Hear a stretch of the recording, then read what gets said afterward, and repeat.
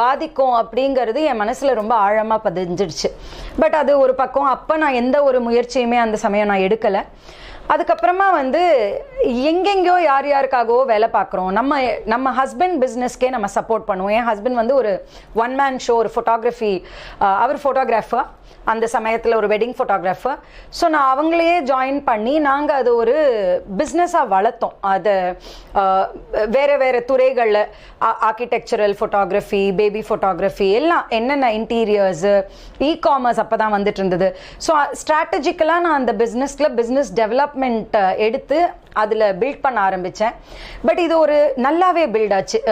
அந்த one man show ஒரு கம்பெனியாக மாறிச்சு. நல்ல பெரிய பெரிய நேம்ஸ் வந்து நாங்கள் எங்களுடைய பிராண்டு கடியில் எடுத்துகிட்டு வர ஆரம்பித்தோம். நல்லா பிஸ்னஸ் வளர்ந்தது. பட் அதே தப்பு தான் மறுபடியும் நடந்தது. 3 வருஷம் பொறுத்து எனக்கும் அவருக்கும் பிஸ்னஸில் ஒத்து வரல. இது எங்களுடைய